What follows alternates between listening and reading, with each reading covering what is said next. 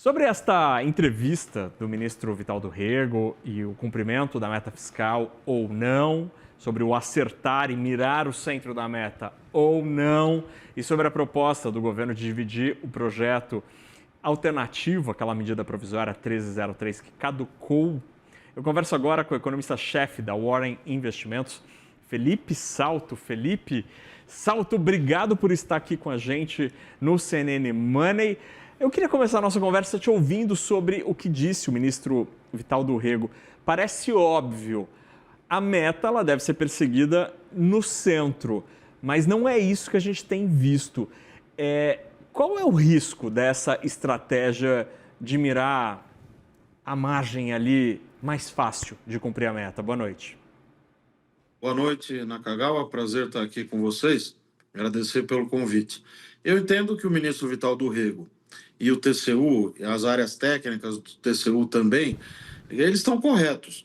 A Lei Complementar 200, mais conhecida como Novo Arcabouço Fiscal, ela tem um espírito muito claro que é de estabelecer dois grandes parâmetros. A regra de gastos, que é o limite para o crescimento das despesas, e a meta de resultado primário, que não é propriamente uma novidade, mas a novidade justamente está na introdução dessas bandas. Tem uma banda superior e uma banda inferior para a meta fiscal, a meta de resultado primário, receita menos despesas. E essa meta para o ano que vem, principalmente, ela é muito difícil de ser cumprida se você observar que o centro da meta é um superávit de 34 bilhões. Então, a questão, na verdade, de fundo, é que o governo é obrigado a perseguir a meta que ele mesmo propôs e aprovou no Congresso, no caso de 2025. Claro que nós já estamos indo para o fim do ano e o TCU parece caminhar para dar uma chance do governo neste ano. Tudo bem, entrega o limite inferior e não vai ter problema. Mas para o ano que vem, não vai ter essa lambuja, provavelmente. Ele vai ter que buscar o superávit de 34,3 bilhões. E aí é que são elas, porque pelas nossas projeções aqui na Warren, nós estamos projetando um déficit de 96,6 bilhões.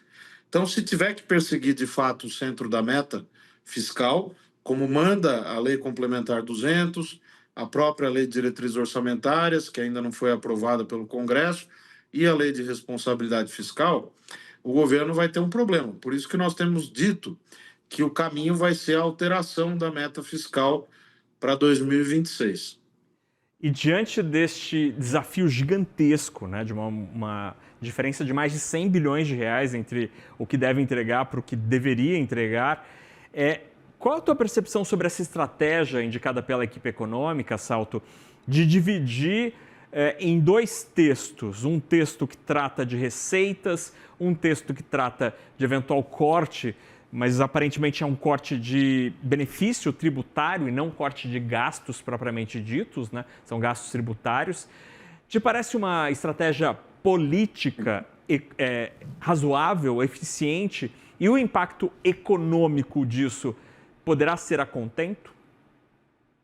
Deixa eu lhe dizer, eu entendo que o ministro Fernando Haddad está fazendo um esforço tremendo para entregar resultados melhores.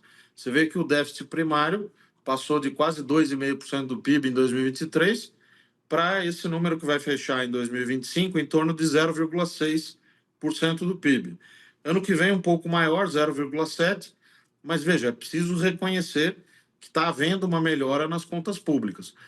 O problema é que ela é insuficiente, Fernando, para que se obtenha o chamado superávit primário, que é a condição necessária, ainda que não suficiente, para a gente caminhar para as condições de sustentabilidade da dívida pública, que está muito grande e está crescendo.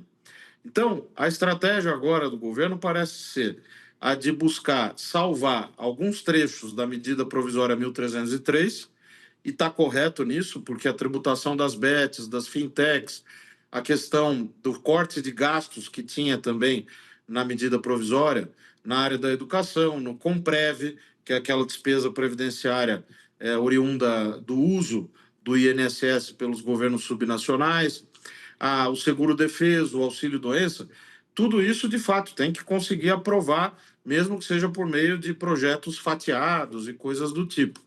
mas não vai ser suficiente, vai precisar mais do que isso.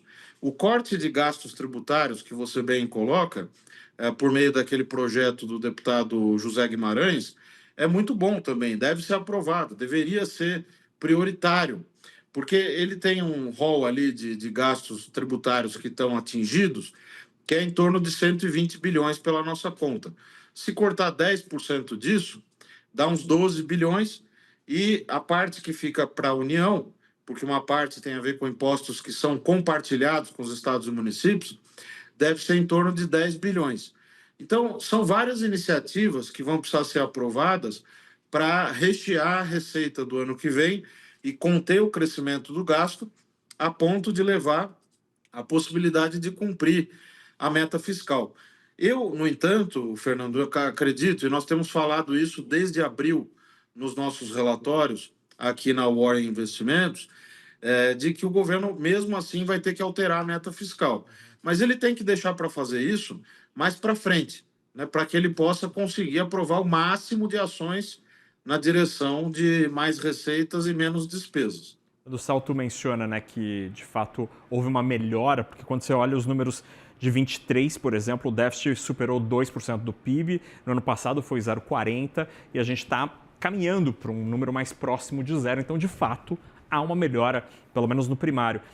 Salto, para terminar, ontem o Senado aprovou um texto absolutamente sui generis, julgo eu, palavras minhas, sobre a possibilidade de investimentos nas Forças Armadas de 30 bilhões de reais em 6 anos, fora da meta, fora do arcabouço, numa aprovação que contou com o apoio da oposição e também do governo. Este tipo de iniciativa corrói o arcabouço, que já era considerado frágil por muitos economistas? É a política, de novo, como no teto de gastos, corroendo as estruturas das contas públicas? Sem dúvida, essa é uma medida errada, né? Não tem outro termo, é uma medida equivocada. Para mim, a meu ver, só cabe a oposição a essa medida. Chegando na mão do presidente para sanção, deveria ser vetada. Por quê? Porque se trata de reeditar aquele velho expediente da contabilidade criativa, que tanto mal fez à saúde das contas públicas no Brasil. Não adianta ter uma regra fiscal que seja razoável, como eu julgo que é a regra do arcabouço fiscal, do novo arcabouço, se você depois fica aprovando coisas para furar essa regra. Então, por que tirar esse dinheiro que vai para as Forças Armadas da incidência da regra fiscal? Não tem razão. Tudo que é gasto tem que estar dentro das regras. Se você quer gastar mais com as Forças Armadas, tem que gastar menos com outras coisas. Então, essa ideia da restrição orçamentária, que tão bem o antigo teto de gastos tinha colocado na agenda nacional, na agenda do Congresso, na agenda da imprensa, dos especialistas, da opinião pública, e que também o novo arcabouço comunga dela, ela ainda parece não estar partilhada, não está espalhada na cabeça das nossas lideranças, principalmente lá dentro da Câmara e do Senado, e aí você fica aprovando essas maluquices, né? Vamos tirar despesas da regra, como se isso resolvesse alguma coisa. Não vai resolver e vai prejudicar, porque pode até ser que o volume, se você pegar aqueles 30 bi espalhados em vários anos, não seja um volume tão relevante. Mas é de grão em grão que a galinha enche o papo, né? Nesse caso, esvazia o papo da meta fiscal. Passa boi, passa boiada, né? Se passam 5 bilhões, passa muito bilhão nessa história.